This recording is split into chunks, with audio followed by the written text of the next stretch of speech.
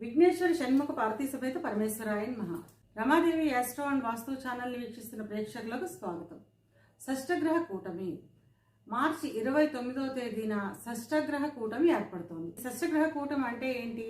6 గ్రహాల కూటమిగా ఏర్పడడాన్ని షష్టగ్రహ కూటమి అంటాము. షష్టగ్రహ కూటమి ఫలితంగా ద్వాదశ రాశుల వాళ్ళకి ఎలాంటి ఫలితాలు ఉంటాయో చూద్దాం. ఈ షష్టగ్రహ కూటమి వ్యక్తిగత జాతకాలని ఇబ్బంది పెడుతుందా అంటే చిన్నగా ఇబ్బంది పెడుతుందనే చెప్పాలి. ఎవరికి ఇబ్బందులు ఉంటాయి, ఎలాంటి ఇబ్బందులు ఉంటాయి అంటే మనకి జన్మ జాతకంలో జరుగుతున్న దశ అంతర్దశ ఆధారంగా ఈ ఇబ్బందులు కూడా దశ అంతర్దశతో కలుపుకొని ఈ ఇబ్బందులు కూడా మనకి జరిగే అవకాశం ఉంటుంది. అంటే మనకి దశ అంతర్దశ మంచి దశలు, యోగకారక దశలు జరుగుతూ ఉంటే కనుక ఈ షష్టగ్రహ కూటమి అనేది మనని బాధించదు. అదే ఇబ్బందికర దశలు లాంటివి జరుగుతూ ఉంటే కనుక ఈ షష్టగ్రహ కూటమి వల్ల ఇబ్బందులు అయితే ఉంటాయి.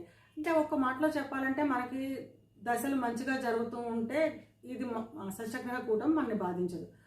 జరిగే దశలు బలంగా లేకపోతే మాత్రం షష్టగ్రహ కూటమి వల్ల ఇబ్బందులు అయితే ఉంటాయి. మార్చి 29వ తేదీన రవి, రాహువు, శని, శుక్రుడు, బుధుడు, చంద్రుడు కలిపి ఈ షష్టగ్రహ కూటమి ఏర్పడుతుంది. ఈ షష్టగ్రహ కూటమి వల్ల ద్వాదశ రాశుల వాళ్ళకి ఎలాంటి ఫలితాలు ఉంటాయో చూద్దాం. ముందుగా మేషరాశి. మేషరాశి వాళ్ళకి ఇది వ్యయభావంలో ఈ కూటమి ఏర్పడుతుంది. వ్యయంలో అసలు ఒక గ్రహం ఉంటేనే అనేక రకాల ఇబ్బందులు ఉంటాయి. అలాంటిది 6 గ్రహాలు కూటమిగా ఏర్పడడం వల్ల కొంచెం ఇబ్బందులు అధికంగా ఉంటాయనే చెప్పుకోవచ్చు. ముఖ్యంగా చెప్పాలి అంటే ఆరోగ్య సమస్యలతో ఎవరైతే ఇబ్బంది పడుతున్నారో వాళ్ళకి ఇబ్బందులు అధికమయ్యే అవకాశం ఉంటుంది. దూర ప్రాంతాలకు, ఇంటి నుంచి దూర ప్రాంతాలకు బదిలీలు అయిపోవడము, చేస్తున్న ఉద్యోగంలో మనం కోరుకోకపోయినా అకాల బదిలీలు అయిపోవడము, దూర ప్రాంతాలకు అయిపోవడము, ఇష్టం లేని బదిలీలు అయిపోవడం. శని మీనరాశిలోకి ప్రవేశించడం ద్వారా వీళ్ళకి ఏలినాటి శని కూడా ప్రారంభమైంది. ఈ ఇబ్బందులు ఆ ఇబ్బందులు కలిపి కొంచెం ఎక్కువే ఉంటాయి కనుక వీళ్ళు పరిహారం చేసుకోవడం మాత్రం అత్యవసరం. ఏమేం పరిహారాలు చేసుకోవాలో కూడా చివరిలో చూద్దాం. ఇకపోతే వృషభ రాశి. అసలు ఏ గ్రహం చూసినా వృషభ రాశి వాళ్ళకి అనుకూలంగానే ఉంది ఈ సంవత్సరం అంతా. వృషభ రాశి వాళ్ళకి లాభస్థానంలో ఈ కూటమి ఏర్పడుతుంది. లాభస్థానంలోకి ఏ గ్రహం వచ్చినా యోగించే తీరుతుంది. అలాంటిది 6 గ్రహాలు కూటమిగా ఏర్పడి లాభస్థానంలో ఉన్నాయంటే వీళ్ళకి పట్టినంత రాజయోగం ఎవరికి పట్టట్లేదని చెప్పుకోవచ్చు. కనుక వృషభ రాశి వాళ్ళకి ఈ కూటమి ఇబ్బంది కాదు, చాలా యోగాన్ని తెచ్చిపెడుతుందని చెప్పుకోవచ్చు. ఇకపోతే మూడవది మిథున రాశి. మిథున రాశి వాళ్ళకి మిశ్రమ ఫలితాలు ఉంటాయి. మిథున రాశి వాళ్ళకి అటు లాభాలు ఉండవు, అలాగని ఇటు నష్టాలు ఉండవు. రవి, శని, రాహు లాంటి పాపగ్రహాలు కేంద్రంలో ఉండడం మంచిదే. కాకపోతే ఆ పాపగ్రహాలతోటి రాశ్యాధిపతి బుధుడు కూడా ఉండడం చిన్న చిన్న ఇబ్బందులు అయినప్పటికీ ఈ కూటమి మిథున రాశి వాళ్ళని ఇబ్బంది పెట్టదు, సామాన్యంగా ఉంటుందని చెప్పవచ్చు. ఇకపోతే తర్వాతది కర్కాటక రాశి. కర్కాటక రాశి వాళ్ళకి నవమ భావంలో ఈ కూటమి ఏర్పడుతుంది. నవమంలో ఉన్న గ్రహాలు కూడా పెద్దగా ఇబ్బంది పెట్టే అవకాశం ఏమి ఉండదు కనుక కర్కాటక రాశి వాళ్ళకి కూడా సామాన్యంగా మిశ్రమ ఫలితాలతోటే ఉంటుంది. కర్కాటక రాశి వాళ్ళకి కూడా ఇబ్బంది పెట్టే అవకాశం లేదు. నెక్స్ట్ సింహరాశి. ఈ సింహరాశి వాళ్ళకి అష్టమంలో కూటమి ఏర్పడుతుంది. అష్టమంలో కూటమి ఏర్పడడం అనేది కొంచెం ఇబ్బందికరమే.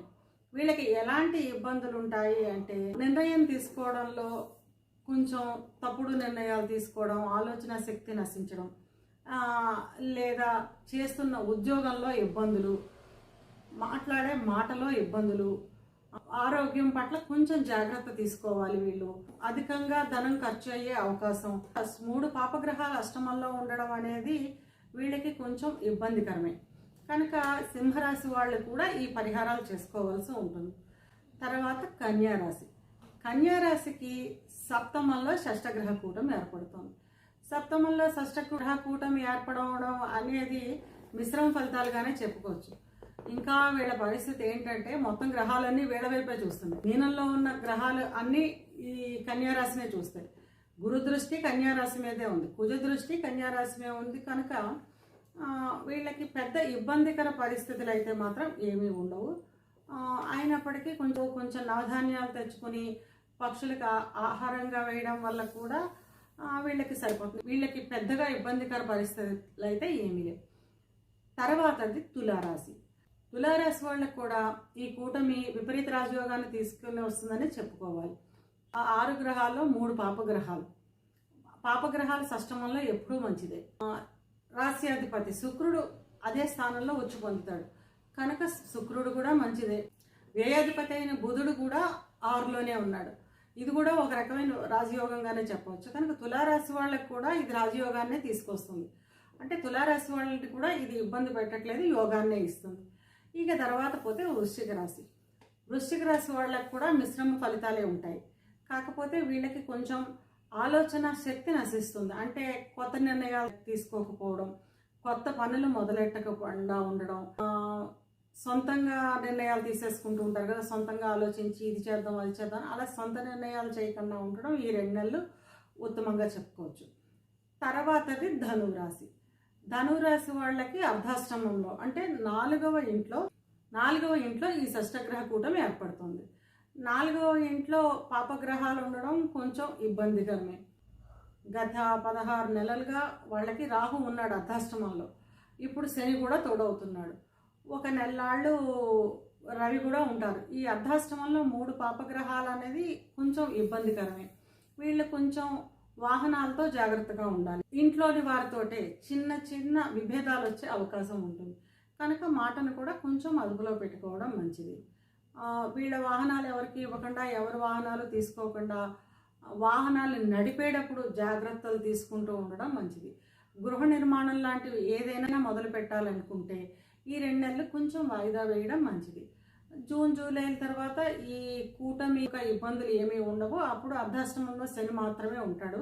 అర్ధాష్టమ శని ఒకటే నడుస్తుంది కాబట్టి అప్పటి నుంచి కొంతలో కొంత మంచిది. అంతా మంచిదని చెప్పము, కొంతవరకు మంచిదే. ఇన్ని పాపగ్రహాల ఇబ్బంది అయితే ఉండదు. కనుక ధనురాశి వాళ్ళు కూడా పరిహారాలు చేయించుకోవాల్సిన అవసరం అయితే ఉంది. తర్వాతది మకర రాశి. మకర రాశికి కూడా తృతీయంలో షష్టగ్రహ కూటమి. తృతీయంలో పాపగ్రహాలు ఉండడం అనేది పర్వాలేదు, మంచిదే. వీళ్ళకి మిశ్రమ ఫలితాలే ఉంటాయి. తృతీయంలో శని యోగకారకంగానే ఉంటాడు. రాహు రవి కూడా తృతీయంలో ఉండడం మంచిదే. కనుక వీళ్ళకి కూడా బాగానే ఉంది. అంటే మకర రాశి వాళ్ళకు కూడా ఇబ్బంది ఏం లేదు ఈ షష్టగ్రహ కూటమి వల్ల, బాగానే ఉంది. ఇకపోతే తర్వాతది కుంభరాశి. కుంభరాశి వాళ్ళకి ధనస్థానంలో ఈ షష్టగ్రహ కూటమి ఏర్పడుతుంది. ధనస్థానంలో షష్టగ్రహ కూటమి ఏర్పడడం అంటే విపరీత ధన వ్యయం ఉండే అవకాశం ఉంటుంది. రావలసిన ఆదాయాలు రాకుండా ఉండడం, ఇలాంటి ఇబ్బందులు ఉండే అవకాశం ఉంది. అంతేకాని అంతకు మించిన ఇబ్బందులు అయితే ఏమి ఉండవు. కాబట్టి వీళ్ళకి కూడా మిశ్రమ ఫలితాలుగానే చెప్పుకోవచ్చు. అసలు ఇబ్బంది కూటమి ఏర్పడేది చివరిది మీనరాశి.